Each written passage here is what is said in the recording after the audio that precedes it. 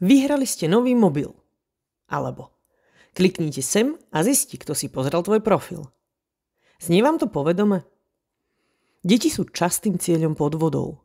Ako ich naučiť rozpoznať digitálne nástrahy? Phishing, falošné súťaže, podvodné odkazy. Často môžu byť len pascou na vaše údaje alebo peniaze.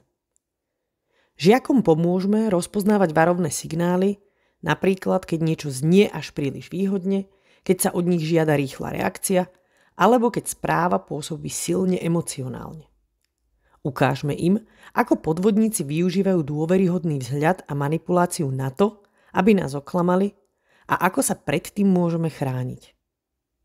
Prejdite si striedou konkrétne príklady, ako vyzerá falošný e-mail od známej firmy alebo súťaž, ktorá žiada údaje o karte. Vysvetlite, ako overiť adresu odosielateľa, skontrolovať webovú stránku a hlavne neklikať bez rozmýšľania.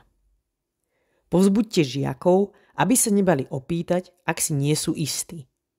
Učme ich, že opatrnosť nie je slabosť, ale znak digitálnej inteligencie. Zopakujte 3P. Premysli, porozmýšľaj, poraď sa. Ak chceme, aby žiaci dokázali rozpoznať digitálne pasce, potrebujeme ich najprv vedieť odhaliť sami. Skúsenosť s vlastnou pozornosťou, pochybnosťou a odhalením manipulatívneho prvku nám vo svete online nástrah pomôže sa lepšie orientovať. Vyhľadajte vo svojom e-maili, na sociálnych sieťach alebo medzi reklamami aspoň 2 príklady podozrivých správ. Napríklad výhra, urgentná výzva na kliknutie, výhodná ponuka alebo bezplatný test. Zamyslite sa. Čo vo vás správa vyvolala ako prvé? Záujem, nedôveru alebo paniku? Ktoré prvky vás mali presvedčiť, že je dôveryhodná? Najlepšou ochranou pred digitálnymi nástrahami nie je technológia, ale učiteľ, ktorý vie, ako ich odhaliť.